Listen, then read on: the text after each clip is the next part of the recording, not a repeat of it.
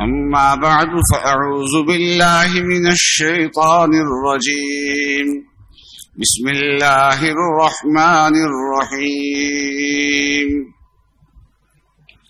إنما يريد الله ليذهب عنكم الرجس أهل البيت ويطهركم تطهيرا صدق الله العظيم وصدق رسوله النبي الكريم. بزرگان محترم اور برادران عزیز، بعض شخصیات کی وفات کے دن اتنے مشہور ہو جاتے ہیں کہ ہر مسلمان کو اس دن کا پتہ ہوتا ہے. نبی اقدس صلی اللہ علیہ وسلم کے لاڈلے نواسے امام حسن اور امام حسین رضی اللہ تعالی عنہما، اس کے علاوہ بھی حضرت صلی اللہ علیہ وسلم کے نواسے اور نواسیاں تھے، لیکن یہ دو نام زیادہ مشہور ہوئے.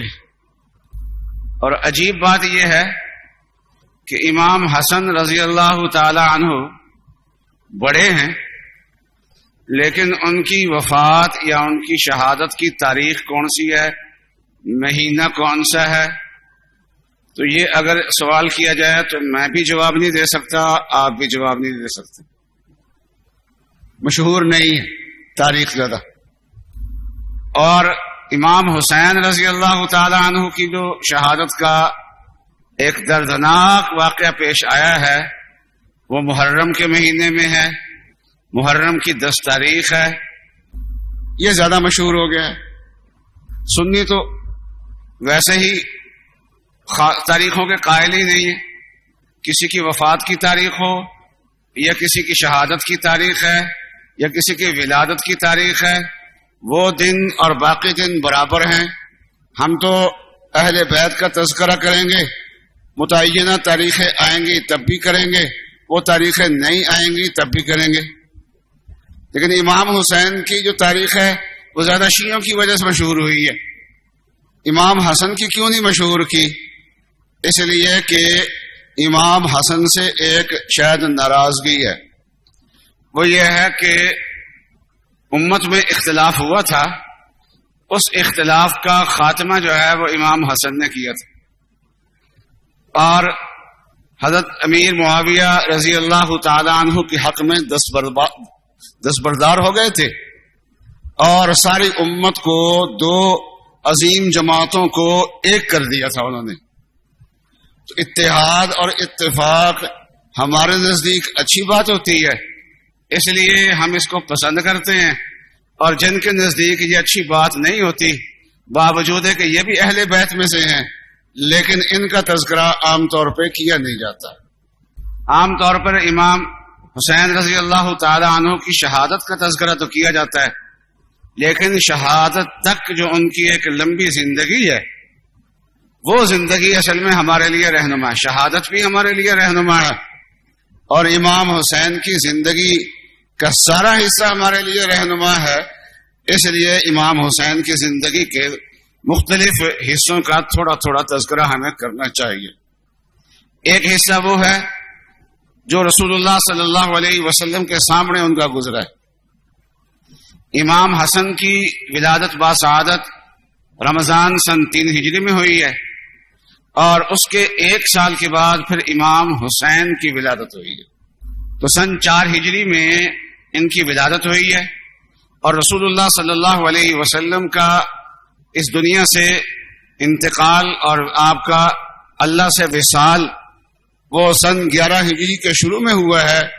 یہ جو درمیان کا عرصہ ہے، یہ عرصہ امام حسن کا اور امام حسین رضی اللہ تعالی عنہما کا رسول اللہ صلی اللہ علیہ وسلم کے سامنے گزرا ہے. اور یہ بچپن کا زمانہ ہے، اور اس بچپن کے زمانے میں بڑے بچوں سے لاڈ اور پیار کیا کرتے ہیں، اور بچے جو ہیں وہ بڑوں سے پیار کیا کرتے ہیں. یہ ایک پیار کا زمانہ تھا. پھر امام ان حضرات کا ایک دور وہ آیا جو خلافت صدیقی کا تھا، اور ایک دور وہ آیا جو خلافت فاروقی میں تھا، اور ایک دور وہ آیا جو خلافت عثمانی میں تھا، اور ایک دور وہ آیا جس وقت یہ حضرت علی رضی اللہ تعالیٰ عنہ کی خلافت تھی اور یہ دونوں شہزادے اپنے والد کے دست و بازو تھے. پھر ایک دور وہ آیا جب امام حسن رضی اللہ تعالیٰ عنہ نے حضرت معاویہ سے مصالحت کر لی تھی اور حضرت معاویہ رضی اللہ تعالیٰ عنہ کے ساتھ انہوں نے وقت گزارا ہے، ان کے دور کے اندر وقت گزارا ہے. وہ بھی ایک شاندار تاریخ ہے. تو ان کی تاریخ کے ایک مختلف پہلو ہیں اور ہر پہلو جو ہے وہ ہمارے لیے جو ہے وہ اسوہ ہے اور ہمارے لیے ایک نمونہ ہے اور اس کا تذکرہ کرنا ضروری ہے. امام حسن رضی اللہ تعالیٰ عنہ کی شہادت تک کا بھی ایک واقعہ ہے. اس کے بعد جب یہ اکیلے بھائی رہ گئے تھے امام حسین رضی اللہ تعالیٰ عنہ اور بہنیں تھیں ان کی، تو وہ ایک دور بھی ہے اور وہ دور بھی انہوں نے گزارا ہے. رسول اللہ صلی اللہ علیہ وسلم کہ اہل بیت، قرآن پاک میں اس کا تذکرہ آتا ہے. اہل بیت میں ازواج مطہرات بھی پہلے آتی ہے. جب کسی کا گھر کی بات کی جائے تو گھر میں جو سب سے بڑی ہوتی ہے وہ اس کی اہلیہ ہوتی ہے. گھر میں سب سے زیادہ خاوند کا ایک مقام ہوتا ہے اور اس کے بعد پھر اس کی اہلیہ کا مقام ہوتا ہے، پھر اس کے بعد اس کی اولاد کا مقام ہوتا ہے. اس لیے جہاں اہل بیت کی پاکیزگی اللہ تبارک و تعالی نے بیان فرمائی ہے تو ازواج مطہرات کے تذکرے کے ضمن میں بیان فرمائی ہے، جس میں یہ بتا دیا گیا کہ ازواج مطہرات جو ہے وہ رسول اللہ صلی اللہ علیہ وسلم کے اہل بیت میں پہلے نمبر پہ شامل ہے. تو مطلب یہ ہے کہ یہ بھی اہل بیت میں داخل ہے اور اہل بیت کو کی جو پاکیزگی اللہ تعالیٰ نے بیان فرمائی ہے، جو تطہیر بیان فرمائی ہے، اس میں یہ بھی شامل ہے. تو اس وقت یہ 5 آدمی تھے اور ان کی پاکیزگی بیان کی گئی. تو 5 تن پاک، کیا ہوا جی؟ 5 تن. تو 5 تن پاک کو تو ہم بھی مانتے ہیں، لیکن ماننے کا طریقہ ہوتا ہے. ہم کہتے ہیں کہ نبی اقدس صلی اللہ علیہ وسلم کے ساتھ جو جڑ گیا وہ پاک ہو گیا، جو جڑ گیا وہ پاک ہو گیا. تو ازواج مطہرات بھی پاک ہے. یہ تو اس وقت حضور کی چادر میں آئے نا، چند لمحات کے لیے حضور کی چادر میں آئے. اور جو ازواج مطہرات رسول اللہ صلی اللہ علیہ وسلم کے بستر پہ ساری عمر ساتھ رہی ہیں، ان کی تطہیر کا کیا عالم ہوگا؟ جو چند منٹ کے لیے آئے ہیں ان کی تطہیر کا یہ عالم ہے. اور یہ رسول اللہ، تو یہ سب اہل بیت ہیں، لیکن رسول اللہ صلی اللہ علیہ وسلم کی جو صاحبزادیاں ہیں اور ان سے جو آگے اولاد چلی ہے وہ صرف اہل بیت نہیں، ان میں رسول اللہ صلی اللہ علیہ وسلم کا خون شامل ہے. وہ رسول اللہ صلی اللہ علیہ وسلم کا جگر گوشہ ہے. وہ رسول اللہ صلی اللہ علیہ وسلم کے جسم کا حصہ ہے. ان کے اندر رسول اللہ صلی اللہ علیہ وسلم کا ایمانی فیض بھی ہے. ان کے اندر رسول اللہ صلی اللہ علیہ وسلم کے علم کا فیض بھی ہے. ان کے اندر رسول اللہ صلی اللہ علیہ وسلم کی پاکیزگی کا فیض بھی ہے. اور ان کے جسم بھی رسول اللہ صلی اللہ علیہ وسلم کے جسم کا حصہ ہے. ابھی امام حسن اور امام حسین دنیا میں نہیں آئے تھے. رسول اللہ صلی اللہ علیہ وسلم کی چچی حضرت عباس رضی اللہ تعالی عنہ کی اہلیہ محترمہ ام المومنین حضرت میمونہ رضی اللہ تعالی عنہ کی ہمشیرہ، انہوں نے خواب دیکھا. بعض خواب ایسے ہوتے ہیں جو اپنے بڑوں سے متعلق ہوتے ہیں، اس لیے اس کی تعبیر بڑوں سے پوچھنا مشکل ہوتا ہے اور بڑوں کے سامنے اس خواب کا تذکرہ کرنا بھی مشکل ہوتا ہے. تو انہوں نے ایک خواب دیکھا تھا جو رسول اللہ صلی اللہ علیہ وسلم سے ہی متعلق تھا اور ذرا خوفناک خواب تھا اور دردناک قسم کا خواب تھا. تو پریشان بھی تھی، لیکن حضرت صلی اللہ علیہ وسلم کو بتائے بغیر کسی اور جگہ سے اس کی تعبیر ملنا بھی مشکل تھی.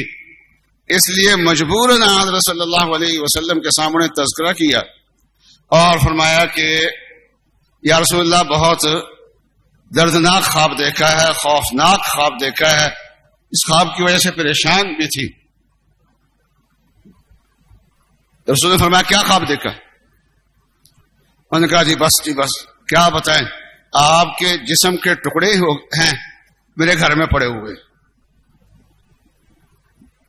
ظاہر بات ہے کہ بہت خوفناک خواب ہے۔ تو رسول اللہ صلی اللہ علیہ وسلم نے ارشاد فرمایا کہ اللہ تعالی فاطمہ کو بیٹے دیں گے اور تم اپنے گھر میں اس کو پڑھو گے، سنبھالو گے۔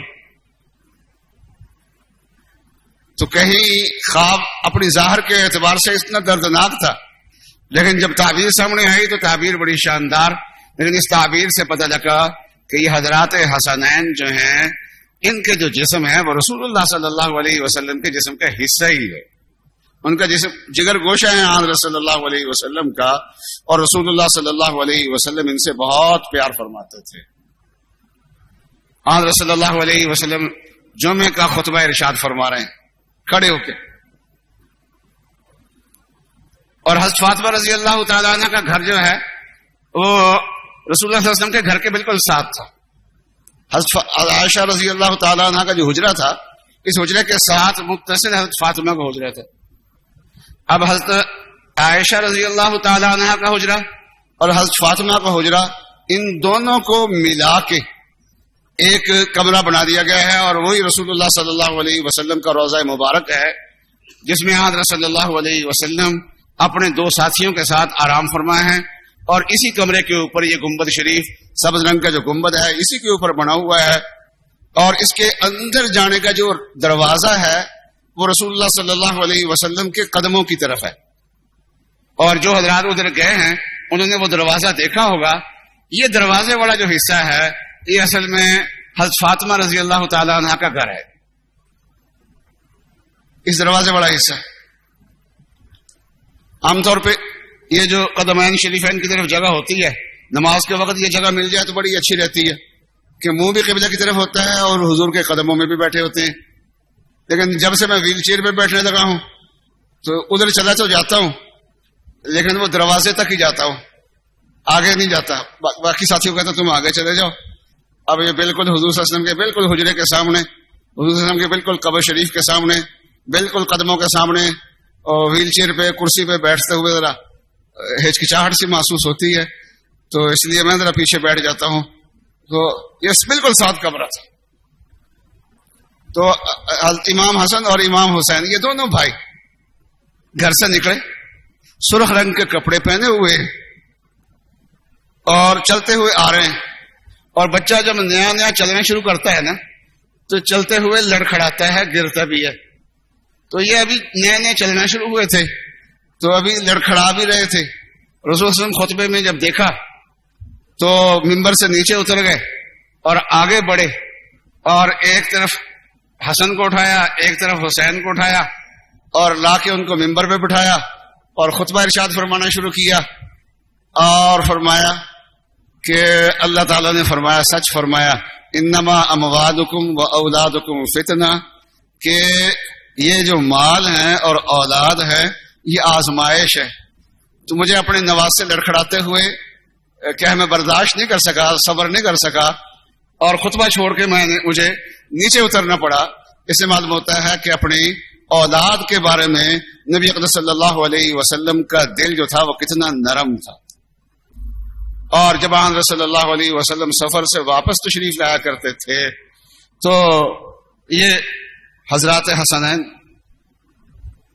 اور اسی طریقے سے رسول اللہ صلی اللہ علیہ وسلم کے منہ بولے بیٹے تھے۔ پہلے ان کو زید بن محمد کہتے تھے، جب قرآن نے منع کر دیا تو پھر ان کو زید بن حارثہ کہنے لگ گئے تھے۔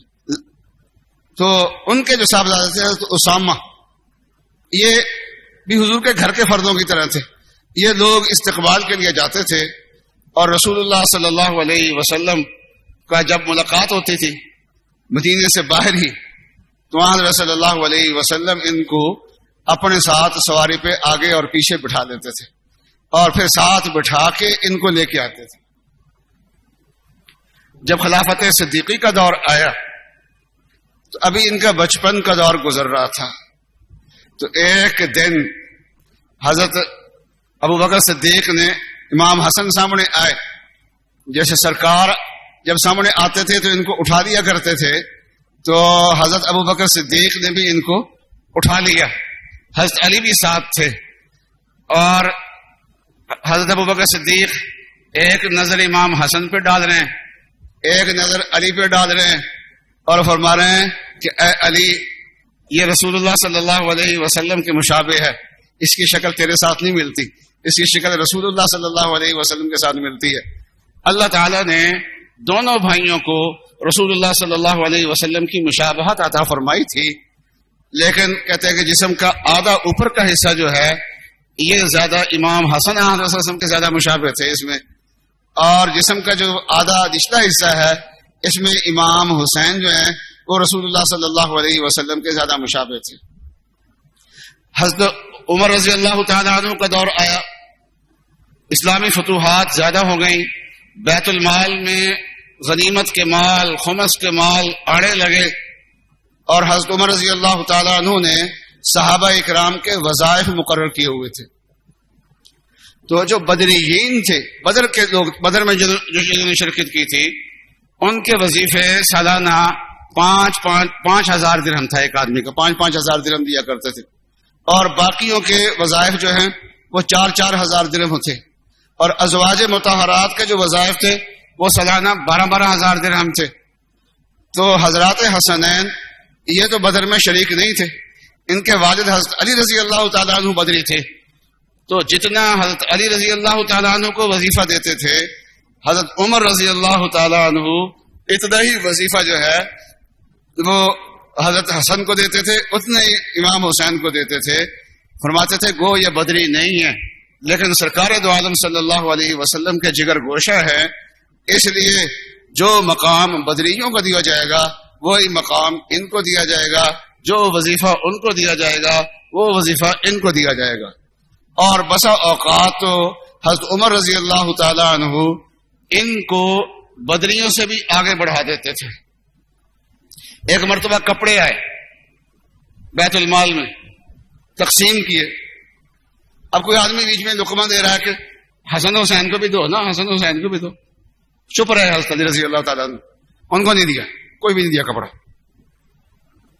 اور یمن کے جو اس وقت حاکم تھے ان کو پیغام بھیجا کہ میرے پاس کپڑے آئے تھے لیکن ان شہزادوں کی شایان شان نہیں تھے, اس لیے میں نے باقیوں کو تو تقسیم کر دیے ہیں, ان کو نہیں دیے, اس لیے بہترین کپڑے بنوا کے وہاں سے بھیجو. وہاں سے یمن میں کپڑا اچھا بنتا تھا اس وقت, اور وہیں سے اچھا کپڑا زیادہ آیا کرتا تھا. پھر نئے جوڑے اور بہترین بنوا کے انہوں نے بھیجے وہاں سے, اور ان کو بھی, حاکم کو بھی پتا تھا کہ کس مقصد کے لیے ہے, اس لیے انہوں نے بھی بہترین بنوانے میں اپنا پورا زور لگایا. جب وہ واپس آئے اب یہ شہزادوں کو وہ کپڑے دیے اور انہوں نے وہ کپڑے پہنے. حضرت عمر نے فرمایا اب دل خوش ہوا ہے. اور یہ وہ ہیں جن کے اپنے کپڑوں پہ 21 پیوند ہوتے تھے, اپنے کپڑوں پہ ان کے 21 پیوند ہیں, لیکن ان شہزادوں کو جب دینے لگے ہیں تو جو عام کپڑے نئے ہیں وہ بھی ان کے لیے پسند نہیں فرمائے, خصوصیت سے ان کے لیے منگوائے. ایران جب فتح ہوا بادشاہ کا خاندان بھی قید ہو کے آ گیا, بادشاہ کی شہزادیاں بھی قید ہو کے آ گئی. اب ان شہزادیوں کا نکاح کن سے کیا جائے, یہ کس کے گھر میں جا کے آباد ہوں؟ تو حضرت عمر نے فرمایا کہ ان شہزادیوں کے بھی شہزادیاں ہیں اور حسن اور حسین بھی شہزادے ہیں.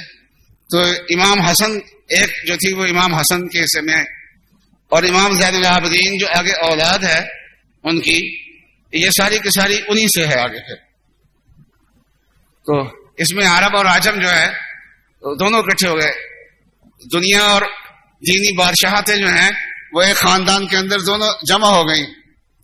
حضرت عثمان رضی اللہ تعالی عنہ کے دور میں یہ شہزادے جو ہیں اب جوان ہو چکے تھے, لیکن وہ خلفائے راشدین نے, حضرت ابوبکر صدیق نے, حضرت عمر نے ان سے لاڑ پیاری کیا تھا, اور اس وقت عمر بھی ان کی ابتدائی تھی, حضرت عثمان نے بھی ان کے ساتھ لاڑ پیاری کیا تھا زیادہ. لیکن یہ تو خاندان نبوت سے تعلق رکھتے تھے، یہ خود از خود شہزادے بڑھنے کے لیے تیار نہیں تھے